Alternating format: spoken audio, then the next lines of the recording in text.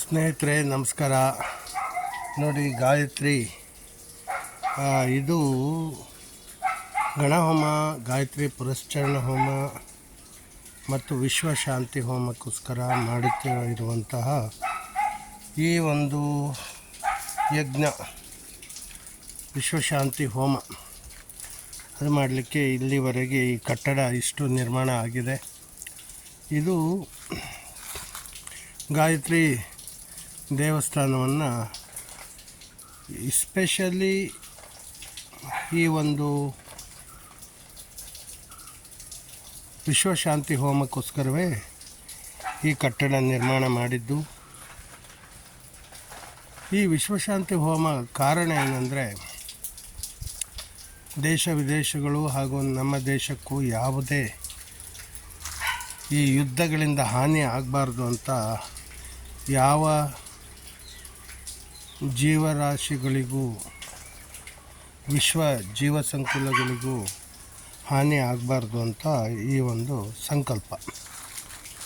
ಇದು ಗಾಯತ್ರಿ ಪುರಸ್ಚರಣ ಹೋಮ, ಗಣಹೋಮ ಮತ್ತು ವಿಶ್ವಶಾಂತಿ ಹೋಮ. ಅದಕ್ಕಾಗಿ ಈಗಾಗಲೇ ಸಾಕಷ್ಟು ಹಣ ಇನ್ವೆಸ್ಟ್ ಮಾಡ್ತಾ ಇದ್ದೇನೆ. ಕಡಿಮೆ ಅಂದರೂ 2-2.5 ಲಕ್ಷ ರೂಪಾಯಿ ಮೇಲೆ ಈ ಒಂದು ಹೋಮಕ್ಕೆ ನಾನು ಸ್ವಂತ ಹಣವನ್ನು ಹಾಕಿ ವಿಶ್ವದ ಶಾಂತಿಗೋಸ್ಕರ ಹೋಮ ಮಾಡ್ತಾಯಿದ್ದೀನಿ. ಹಾಗೆ ಈ ಹೋಮ ಬಂದುಬಿಟ್ಟು 15ನೇ ತಾರೀಕು, ಏಪ್ರಿಲ್ 15, 2026 ನಡೆಯುತ್ತೆ. ಅದಕ್ಕೂ ಮೊದಲು ಬ್ರಹ್ಮಕಲಶೋತ್ಸವ, ಶುದ್ಧ ಕಲಶ, ನವಗ ಪೂಜೆ ಎಲ್ಲವೂ ನಡೆಯುತ್ತೆ. ಆ ನಂತರ ಏಪ್ರಿಲ್ 15, 2026 ಬೆಳಿಗ್ಗೆಯೇ ಗಣಹೋಮ, ಗಾಯತ್ರಿ ಪುರಸ್ಚರಣ ಹೋಮ ಹಾಗೆ ವಿಶ್ವಶಾಂತಿ ಹೋಮವು ನಡೆಯುತ್ತೆ.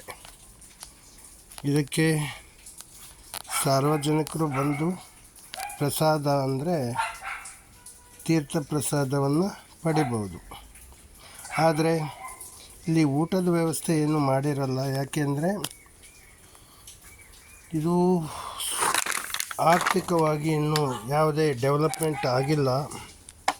ಸ್ವಂತ ಹಣದಿಂದ ಮಾಡ್ತಾ ಇರುವಂತಹ ಈ ಒಂದು ಗಾಯತ್ರಿ ದೇವಸ್ಥಾನ ಯಾವುದೇ ರೀತಿಯಿಂದಲೂ ನಾವು ಡೊನೇಷನ್ ಕಲೆಕ್ಟ್ ಮಾಡೋದಿಲ್ಲ. ಸ್ವಂತ ಹಣದಿಂದಲೇ ಎಲ್ಲವೂ ಆಗಬೇಕಾಗಿದೆ.